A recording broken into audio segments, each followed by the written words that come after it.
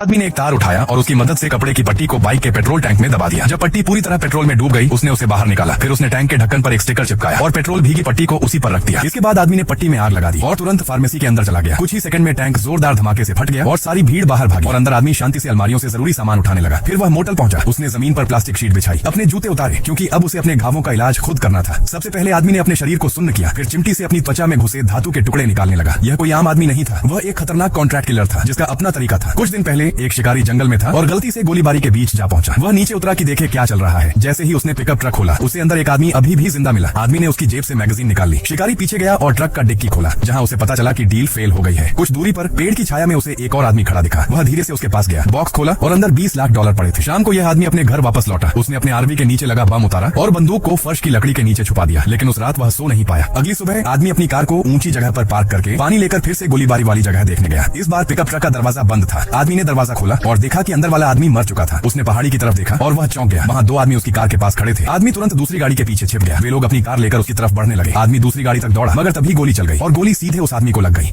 लड़की बर्फ की मूर्ति के हाथ से जेड का लॉकेट जोर से खींचकर उतार लेती है। वह उस पर जमी सारी बर्फ साफ कर देती है। तभी अचानक लॉकेट से आध्यात्मिक ऊर्जा की एक हल्की लहर निकलती है और सीधे बर्फ की मूर्ति के शरीर में घुस जाती है। जब लड़की ऊपर देखती है तो बर्फ की मूर्ति अचानक अपनी आंखें खोल लेती है। डर के मारे लड़की जमीन पर गिर जाती है। काफी देर तक जब मूर्ति बिल्कुल नहीं हिलती तो लड़की जल्दी से गुफा से भाग जाती है। बाद में लड़की एक पेड़ के नीचे छिप जाती है। उसने कभी नहीं सोचा था कि जैसे ही वह पेड़ के तने को छुएगी, पेड़ जोरदार धमाके के साथ टूट जाएगा। सैनिक तुरंत वहाँ खींचे चले आते हैं। लड़की घबराकर उस जगह से भाग जाती है। उसे पता ही नहीं होता कि वह पेड़ असल में एक सील किया हुआ पौराणिक दैत्य था। वह अभी थोड़ा ही आगे बढ़ती है कि सैनिक उसे देख लेते हैं। सैनिक लगातार उसका पीछा करते हैं। उसी समय स्वर्ग लोक में एक भव्य समारोह चल रहा होता है। तभी अचानक वह पौराणिक दैत्य उड़ता हुआ आता है और समारोह को बीच में रोक देता है। अपनी ताकत दिखाने के लिए एक जनरल अकेले ही उस दैत्य से लड़ने लगता है। जैसे ही जनरल एक मुक्का मारकर उसे पीछे धकेलता है, दैत्य मौका पाकर भाग निकलता है। जनरल तुरंत अपने आदमियों को लेकर उसका पीछा करता है। दैत्य तेजी से आगे बढ़ता है और भागती हुई लड़की से जा टकराता है। लड़की सोच ही रही होती है कि दैत्य यहाँ क्यों है। तभी अचानक एक पत्थर उड़कर आता है और उसे लगने वाला होता है। सौभाग्य से दैत्य समय पर उसे पकड़ लेता है। इस तरह लड़की दैत्य की पीठ से चिपक जाती है और वह उसे सुरक्षित जगह तक ले जाता है। इसके बाद दैत्य मुड़कर सैनिकों से भिड़ जाता है। तब पता चलता है कि लड़की ने अनजाने में उसकी सील तोड़ दी थी, इसलिए उस पौराणिक दैत्य ने उसे अपना स्वामी मान लिया है। काफी देर तक लड़ने के बाद भी जनरल दैत्य को हरा नहीं पाता। तभी युद्ध के देवता वहाँ पहुँचते हैं। एक ही बार में वह दैत्य को काबू में कर लेते हैं। युद्ध के देवता को देखकर सब हैरान रह जाते हैं और घुटने टेक कर नमन करते हैं। जब लड़की ध्यान से उसका चेहरा देखती है तो वह वहीं सन्न रह जाती है। उसके सामने खड़ा युद्ध का देवता कोई और नहीं बल्कि वही गुफा वाली बर्फ की मूर्ति होता है।